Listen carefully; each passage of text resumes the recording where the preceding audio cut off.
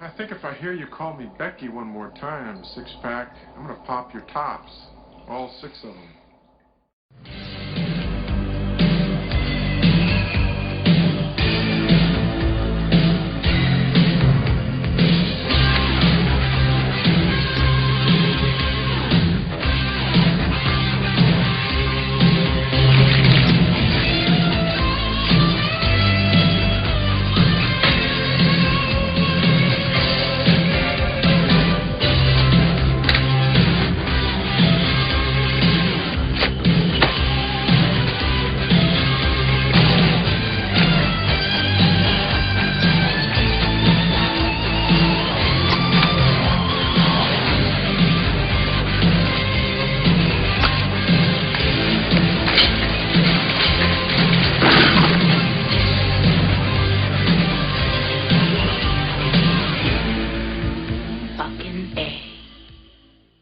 Hey folks, this is Matt once again, and welcome to a review of the 1995 film Die Hard with a Vengeance.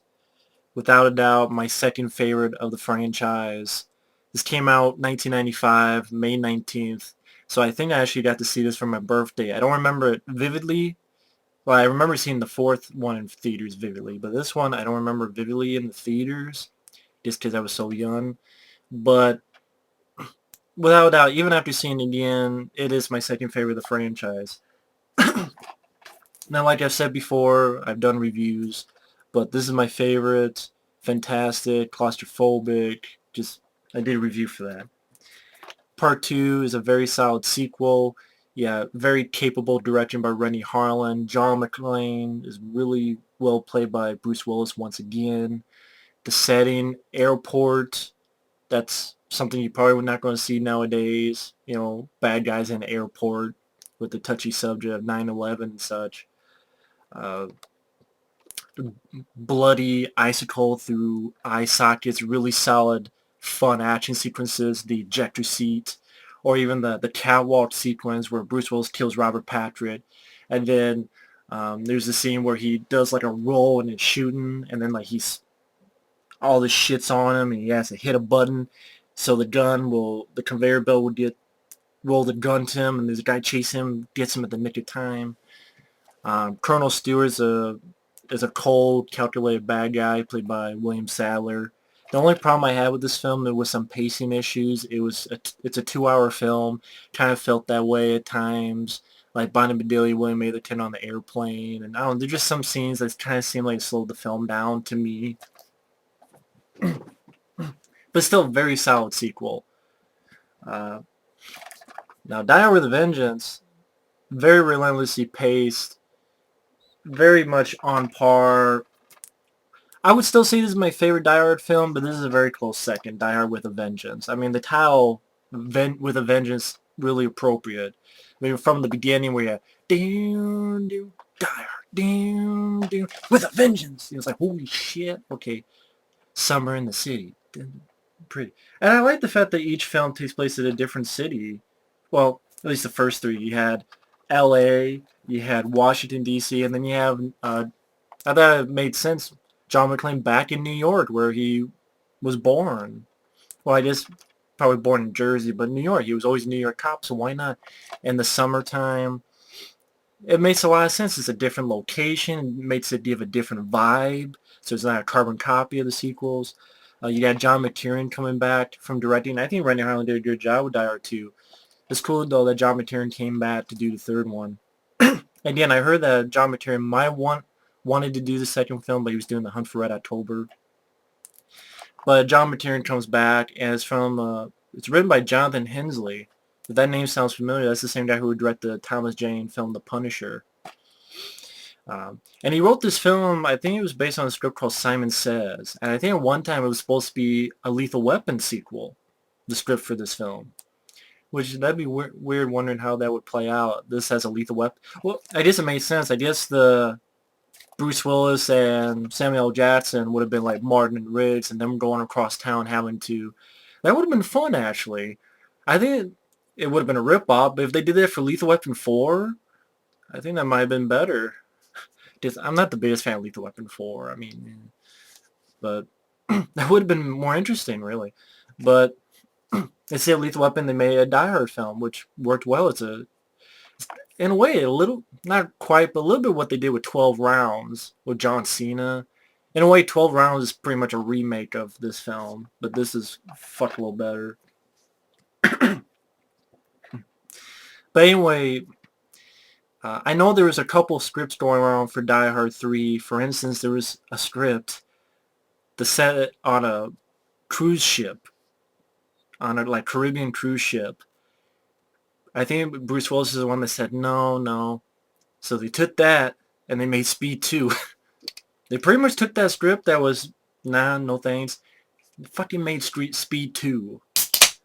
Which I know people have their opinions, but, you know, I just don't understand Roger Ebert, how he cannot like the first Die Hard, but yet he gave a thumbs up to Speed 2. I don't get it. I mean, everybody has a right to their opinion. I don't get it. But hey, what do I know? But I think there was another script idea, just mainly take place in the subway system, which, you know, there's a little bit of it that takes place in the subway, but a whole movie in the subways, pretty much what, like the Taking of Pelham 1, 2, 3.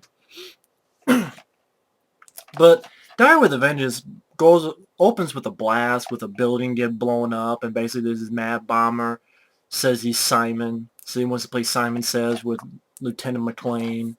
So he's there, he has a fucking hangover, he's been away from his wife for about a year, he's not doing too great, he just wants to enjoy his hangover, but he's got to wear this sign in Harlem, otherwise another place will be blown up. It's a fucking sign that says, I hate, in the N-word, rhymes with Tigger. And, you know, you just feel bad for John McClane having to do that shit. And I didn't know this beforehand. Apparently that lettering was CGI. The board actually said, I hate everybody. Anybody or everybody. I think I hate everybody. But then they CGI'd I hate. Which made sense. I'm like, wow, that's CGI that I didn't notice. Okay, that's CGI. Okay. And then you introduced to Zeus, played by Samuel L. Jackson, who is fucking fantastic. I think, again, I love Die Hard 2. It's a solid sequel. I will say, though, that this film just felt like it had a much faster pace. It had that relentlessness like the first Die Hard had. I mean, nothing can beat the first Die Hard, a man by himself. I mean, you're not going to beat the first film. But this very close to, it has that relentless energy to it, I thought. And it's still R-rated, it's still bloody. But it had that relentless pace that just, you know, you barely keep your breath. And I think that's also how with Bruce Willis being paired up with Samuel L. Jackson. And like Samuel L. Jackson is like, you know, you're about to have a bad day. And Bruce Willis like, I've heard that before. And I love like, there's a group of folks over there. And one goes, what the fuck? And Sam Jackson's like, no, come on, you gotta act crazy, you know, like Bellevue. And, you know, one thing leads to another, and Sam Jackson helps Bruce Willis out. And they have such an excellent back and forth. And they've gone on to work together. I mean, they worked together before Loaded Weapon 1, Pulp Fiction, even though they were not in the same place, like in the same scene together. But they later go on to do Unbreakable together. And it'd be nice to see these two guys pair up like this film, that back and forth, because there's a really big chemistry and energy to it. You know, Sam Jackson's like, why did he tell me De Jesus? Do I look Puerto Rican to you? Well, that guy said you were De Jesus. No, Zeus, as in Apollo.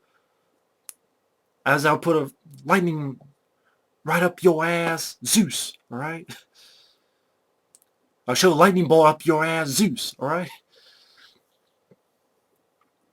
And you have Simon giving phone calls to John McClane, and now Zeus, Samuel Jackson, who his character, I know that he based his look on sort of Malcolm X type of look. Can't really see it too well. And the guy, it's not that he's racist, but you can kind of tell he maybe has a little bit of prejudice against white people, the way he talks, the way he speaks to these kids at the beginning. Or I think they're his nephews. I think he's their uncle. Like, you know, don't trust white people. It's like, that's a white man with white problems. you know. But the dialogue just really works well.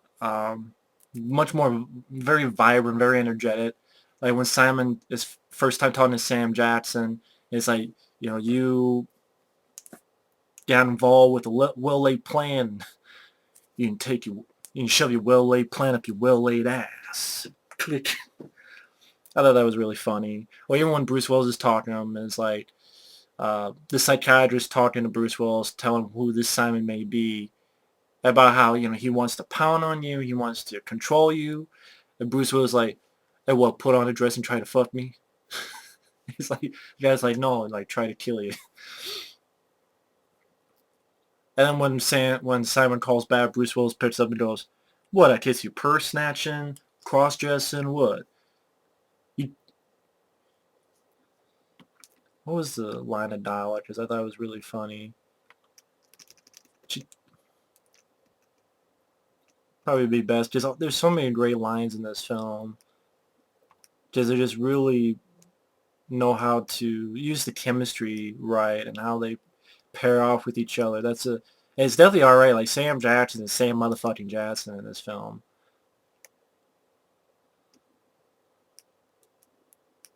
You could catch me if I stole your chair with you in it.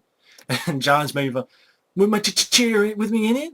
Oh, that's very exciting. Let me ask you a question, Bowen. Why are you Actually, why are you trying to kill me? I know I'm doing a shitty job, but you guys see the film. And so they're paired off, and I like the idea that, as Simon says, they gotta go from A to B to C, otherwise this place will blow up. And of course, you find out that Simon is actually Hans Gruber's brother.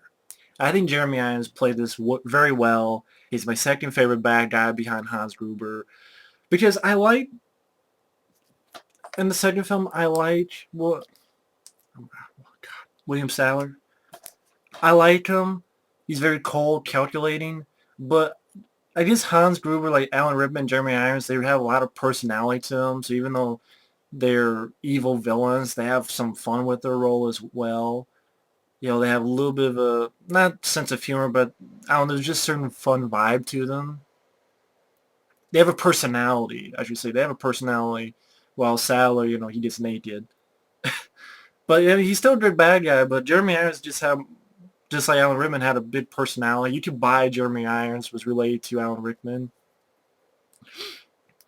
And the stuff that they go through, these two guys, Bruce Willis and Sam Jackson, I mean, you have a great chase sequences throughout the whole of New York. They steal a taxi cab. They go from A to B to C. I didn't say Park Drive. I said through the park. Are you aiming for these people? No. Except maybe that mime. Where the hell are you going, McClane? We stop that damn yelling. I know what I'm doing. Not even God knows what you're doing. And just really fast-paced, going through it. And then you have the subway scene, which I'm sure some people go, oh, they ripped off Speed because it's a subway. But I don't really see it that way. I really don't see it that way. I mean, I guess I could maybe think a little bit, but, it made it its own. And Bruce Willis getting the bomb, throwing it up, and you have a really great practical stunt sequence where it gets blown up, and just the end of the subway train goes like this and almost hits the people. And of course it's because Simon, like his brother, is doing one thing, while at the same time it's really a heist. It's more of a heist. And they're going to steal all these gold bars and get the fuck out of Dodge. But the stuff these guys go through and the dialogue they have back and forth is really the big fun of the movie. And again, they're free with their R rating, which is a lot of fun. You don't see tremendously nowadays. Like they get to this, before all that, they get to a payphone, and Simon gives them a riddle. I met a man who was going to St. Ives. He had 7 wives, 7 cats, and all this shit. And like John McClane, he's had a handle. He can't figure out like 7 guys with 7 wives. Sam Jackson's like, shut up. There's 7 guys and 7 wives. Like he doesn't even know what the fuck is. There's no 7 guys.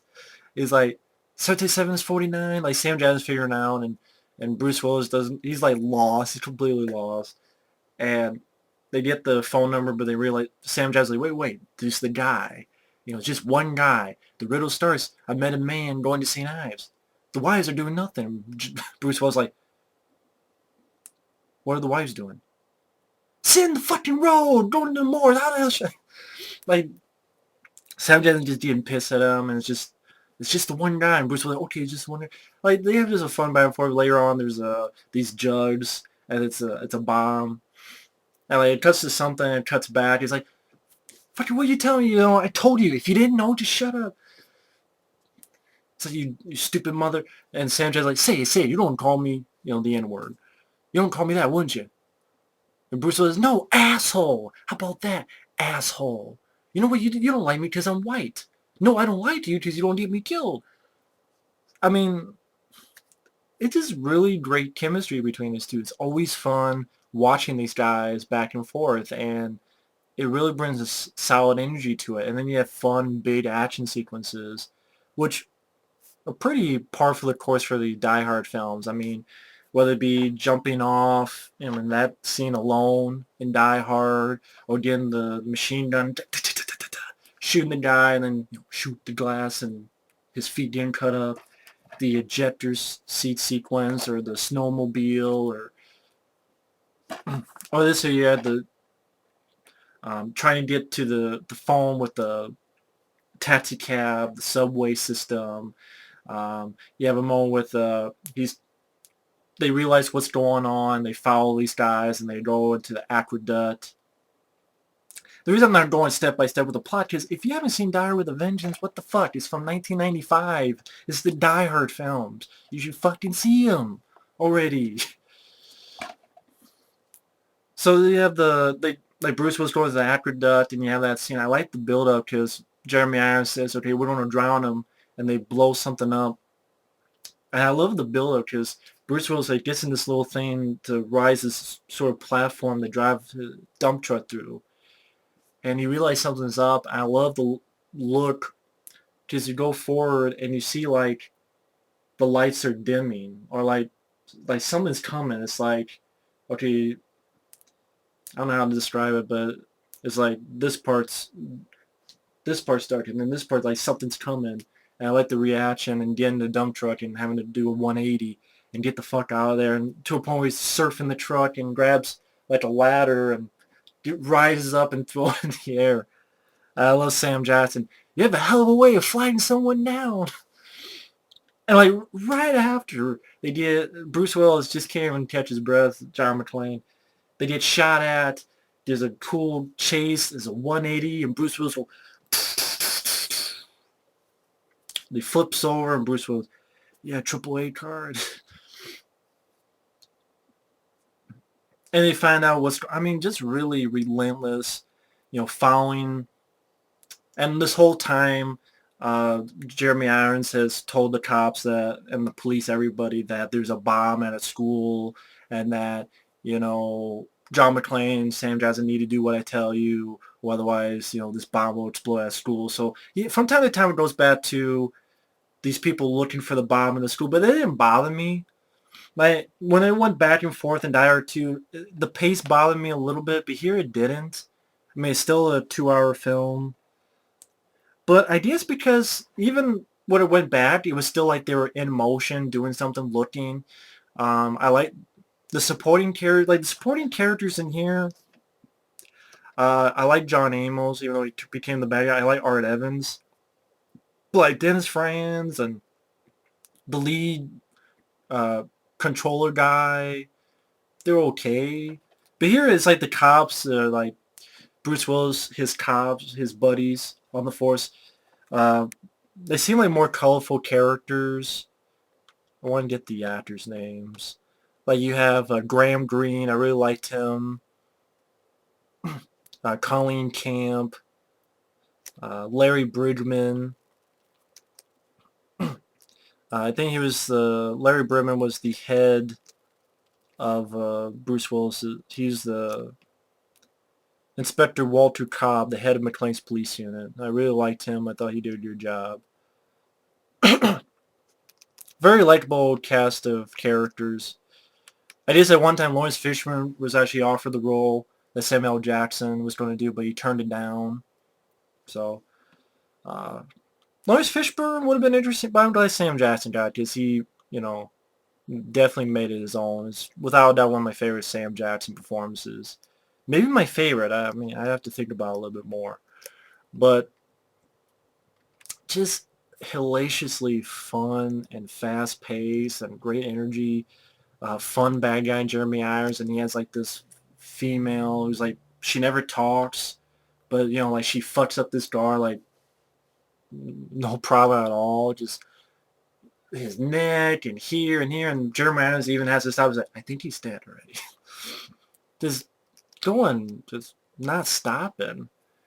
And like even after the whole aqueduct thing getting shot at, and then they have to get onto the ship, so they tie something to their vehicle, but then the cable goes down and it cuts the bad guy in half, and they fall down, they're all fucked up, and then they're going around this big ship, and you know they're both all fucked up, and Sam Jackson has a gun. He thinks he has Jeremy Irons, but he doesn't have the safety hatch, so Jeremy Irons just really coolly goes, grabs it while he's eating something, shoots him in the leg.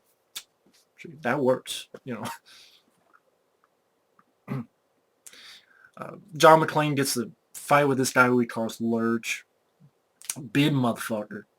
And then finds out that no, the bomb really wasn't in the school. It was on this ship. And one at least another, they get off the ship and they have to jump off. It blows up. And then the ending of the film, I know some people have problems with it. Even I think some of the makers of the film have problems with it. Like it has too many endings.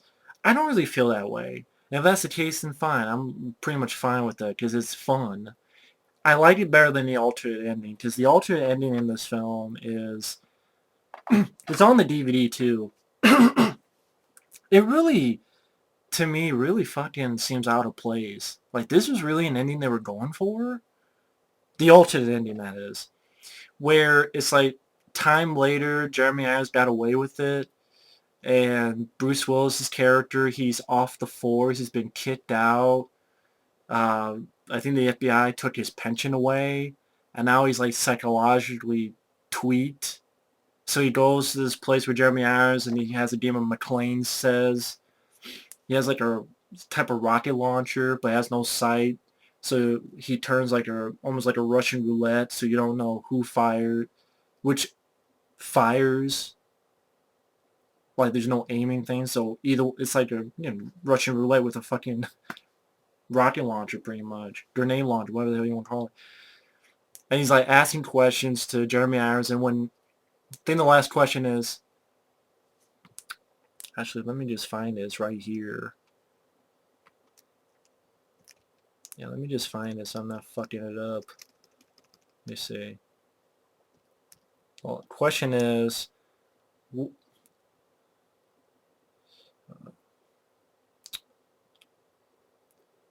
pretty much what could he have brought to the meeting to save his life? Talking about where they're at right now. And Jeremy Irons' answer is wrong. John McClane fires. And his answer is flat jacket. So he had a flat jacket. So even if Jeremy Irons was right, or even if somehow it hit John McClane, the flat jacket would have saved him, and John McClane would have just pulled a gun and shot Jeremy Irons. So he would have won either way. And it just seemed, that doesn't fit for a Die Hard film. I mean, these are escapist, fun entertainment. To go that dark of an ending where, like, just more of a psychological type of thing, it just really seems like a different movie. It really does. And so I'm glad they changed it to this ending where, you know, because Jeremy Irons gave him this aspirin, there's actually a little thing on it. And yeah, I know it's weird. Like, why the fuck would Sam Jackson be in the helicopter with Bruce Willis when it's a police matter? But I didn't give a fuck because it was fun, and I like seeing those two guys together. So I'm like, fuck you, yeah, have an ending so Sam Jackson's there, and it's entertaining.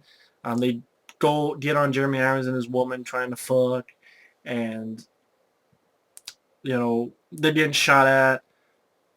I love like Sam Jackson goes, oh shit. The pilot goes, oh shit. And John McClane's, what do you mean, oh shit?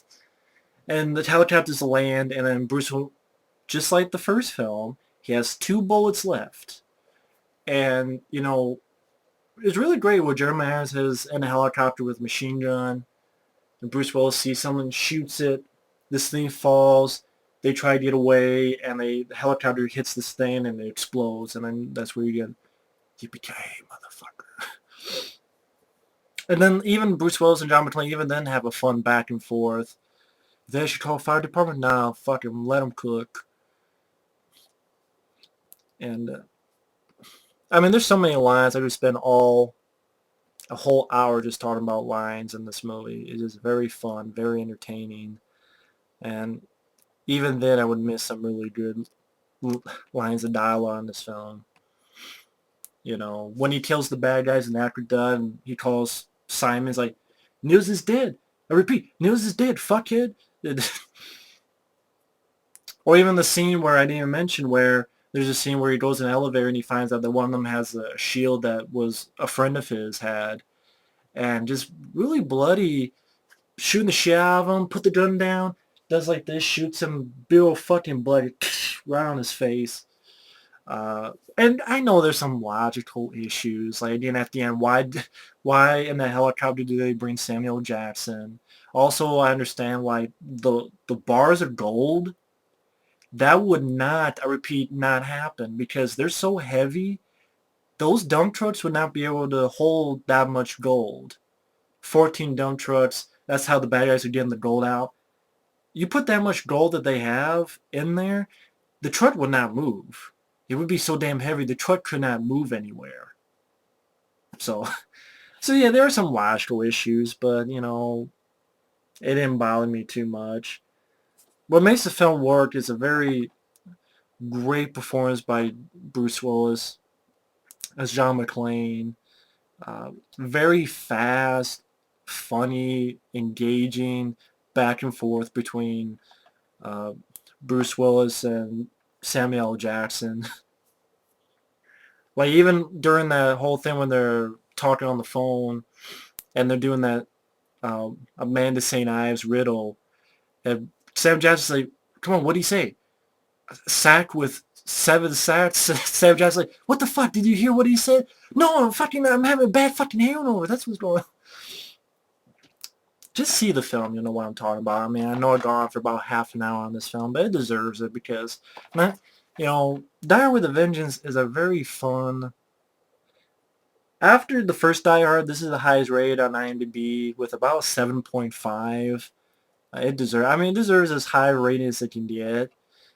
It's just entertaining, fast-paced, very funny, R-rated, lots of action, big explosive entertainment.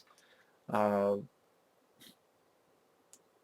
and they really go all over the place. I mean, they go on the subways, they go, you know, on a big old ship, helicopter, I mean, car chases, all sorts of matter. I mean, just, there's fist fights, there's, you know, gun battles, like the fist fight he has with that lurcher-looking motherfucker. It's just very plentiful with variety and, you know, yeah, great bad guy, yeah, great co-star, yeah, great dialogue, chemistry, great action sequences, great sequel, great movie. Fun entertainment. You know, R-rated with a vengeance, fun with a vengeance. I agree with Gene Shalit. Just exhilarating and entertaining as hell. So that's Die Hard with a Vengeance. Fun fucking movie. So thanks for watching. And next time, I will conclude with my take on the very last, well, so far, because they're doing a 5th one, which I think is coming out February 2013, called A Good Day to Die Hard.